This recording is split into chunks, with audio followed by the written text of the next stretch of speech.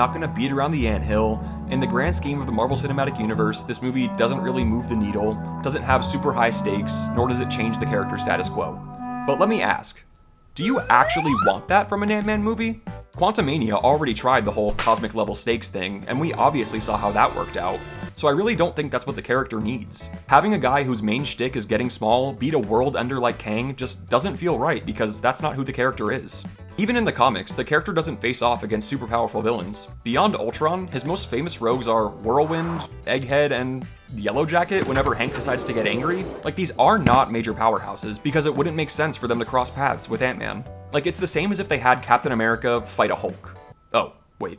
The first Ant-Man movie thrived off its small stakes, creative action, and humor, which this movie has in droves, while also connecting to the broader MCU more than its predecessor. So I'm truly lost on what people wanted to happen here, because for me, this is a perfectly suitable Ant-Man plot.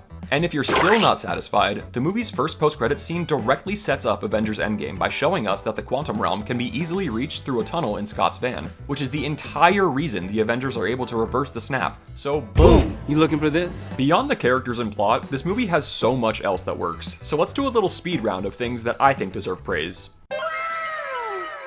Pym particles are used in such a creative way. Like that Letterboxd review said, small things become big, and big things become small. And that was definitely amusing. The giant salt shaker and Pez dispenser, and the tiny cars and lab were all really cool visuals that could only happen in a movie like this. San Francisco feels full and alive during the third act chase. Having civilians around always adds to the tension of an action scene, but I think it's equally smart and hilarious that many of them are more confused than they are scared. Since a world that's been through robot takeovers and alien invasions would probably see a superhero car chase as just another Tuesday at this point.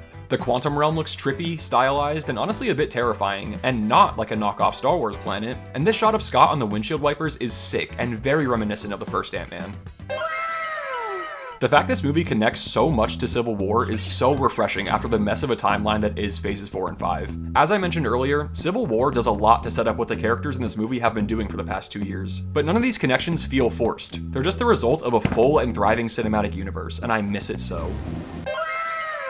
Wasp's fight at the beginning is super well choreographed and shows off her expertise with the suit really well. At one point, Ghost does the reverse flash special, leading to a genuinely intimidating scene. And this bit of the chase scene is really cool and goes to my point about how well the heroes are matched with Ghost. This movie's score bangs and adds so much energy to the action scenes. Like, whoever decided to give the Ant-Man movies a jazz-influenced score needs their dig so. And lastly, Giant Ant. That's it. Look at him drumming. You go, Giant Ant. All of that to say, yeah, I think Ant-Man and the Wasp is pretty darn good. Not perfect, but much better than the reputation it's given. The movie features an exciting plot,